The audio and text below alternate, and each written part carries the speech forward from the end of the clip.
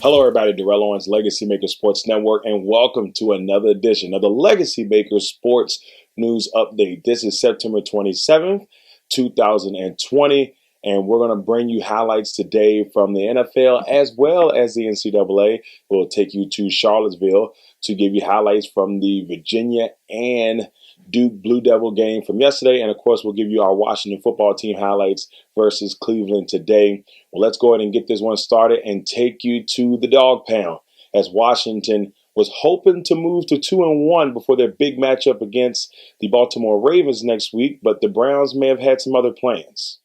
We take you early in the first. Washington, nice handoff here to Antonio Gandy-Golden. He gets smacked by Carl Joseph, but Washington continues to drive here, sitting at the 17-yard line. Haskins looks and finds Darrell Inman in the end zone for a Washington touchdown. And Washington's on the board 7-0 early in the contest. Haskins has another opportunity, now 7-3, and it's intercepted at the 24-yard line. Carl Joseph once again causing havoc, weaving around, making things happen. And then at the very end, the ball is loose and it's knocked away by Inman. It was a little bit of a scramble, but Cleveland was able to get the ball back and put themselves in phenomenal field position. First and 10 from Cleveland, and then look at Nick Chubb working his way 16 yards, just pushing into the end zone to give Cleveland the lead 10-7 after the extra point. Great job there by Nick Chubb on the run. Now Washington trying to bounce back from that. Haskins looking, and he gets picked off by Malcolm Smith, the veteran linebacker, and gives Cleveland the football right back, right after the 2-minute warning. And now Cleveland trying to put it in to extend the lead. Here's Mayfield going back to pass, looks, and he finds none other than Kareem Hunt, who puts it in. And now the Browns are up 17-7, 17-10. Washington down by 10 here in the third quarter with 10 minutes to go. And Haskins will find J.D. McKissick, and McKissick will take it all the way down to the 1-yard line. And now Washington is clicking with a chance to get it just a little closer. Haskins hands it off to Antonio Gibson, who scores his second career touchdown. And now this is a 17-13 game. Washington would miss on the extra point. And here's the handoff here to Antonio Gibson, who gets a couple more yards and picks up a first down by Washington. Now Haskins trying to give Washington the lead for the first time since the beginning. And guess who it was? None other than Darrell Inman, who scored that first touchdown of the game, gets his second. And now Washington is up 20-17. But Cleveland wouldn't go away. Hands it off to their workhorse, Nick Chubb. And Nick Chubb just is an absolute monster. Up the sideline, Apke would knock him out, but Cleveland picks up a first down. Now Baker Mayfield with the team down by 3. He's going to roll to his right and find Harrison Bryant in the end zone for the touchdown, giving Cleveland a 24-20 lead. Score 24-20. Washington trying to get back into the game here in the fourth. And then it's intercepted by B.J. Goodson. And man, Cleveland, big day all day for the defense. 3 interceptions of Haskins. Just a phenomenal job. And then they hand it off to Nick Chubb. And once again, the man is just unstoppable. He picks up his second touchdown of the day to make this a 31-20 game. And Cleveland has this one in control. But Washington would have one more shot at it here, trying to get back in. And unfortunately, that is it for Haskins. The sack there, Myles Garrett with the strip sack, and Cleveland takes over.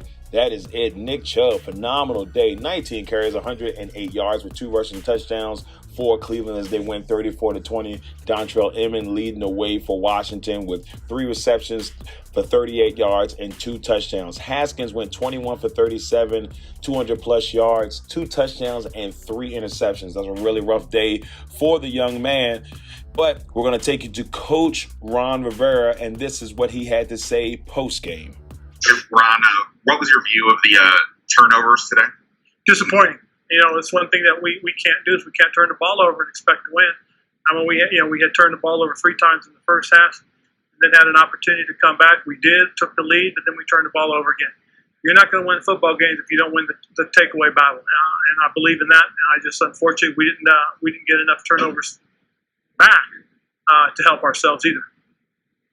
Scott Abraham, ABC How do you evaluate the play of Wayne Haskins? Obviously, the turnovers were a crusher today, but the overall body of work from Wayne, well, you assess his play. He did some good things. He tried to force a couple things, and when he was, taking what they were giving, doing the things that he was, that he's capable of, we moved the ball, we scored, we put points on the board. It's unfortunate because a couple times we were moving, and we had a couple untimely penalties that showed up too that took us out of position. And again, it's part of the process that we're learning, and we're trying to learn how to play and not make these kind of mistakes. Ron, Go ahead. Ron, was this a little bit more frustrating because it seemed like the skill position players, you were starting to get a little bit more from them. They started to be a little more consistent. Was that a factor in how you feel after today's game? Yeah, it was disappointing. I thought our skill players did step up.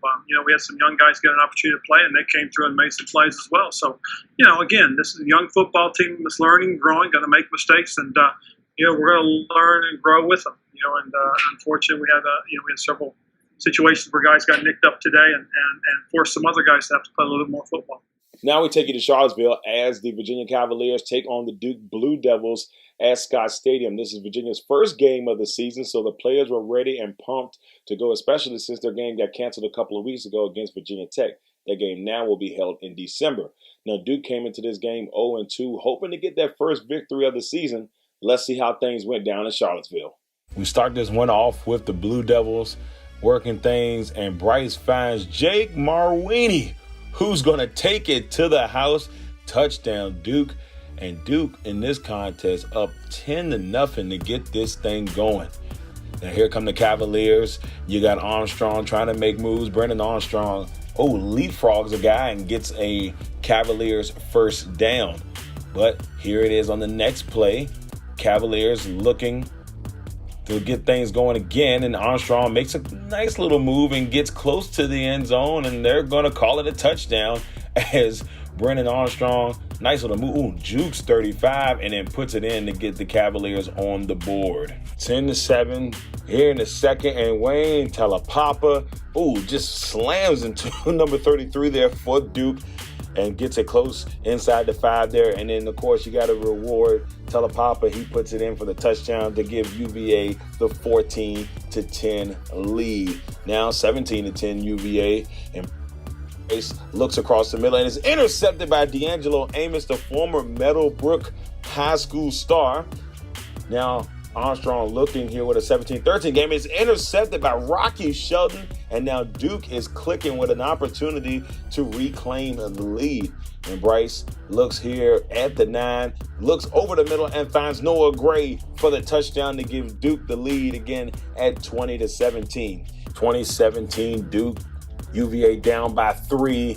Armstrong looking, and he finds Lavelle Davis along the side, gets UVA inside of the 20.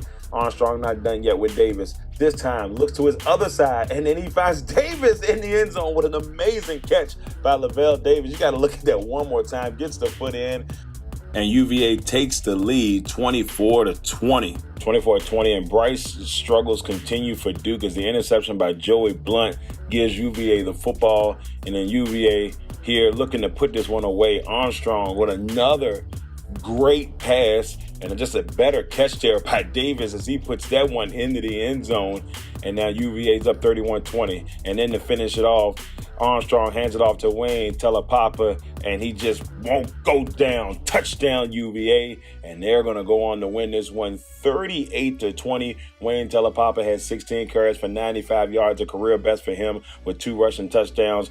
Chase Bryce, rough day, 16 for 36, 246 yards with 2 touchdowns and 4 interceptions for the young man out of Duke. But nevertheless, UVA gets the W in their first win of the season. Duke will go to 0-3 on the season. Now we hear from Wayne Talapapa after the victory. I think first and foremost, the O-line really did their job tonight.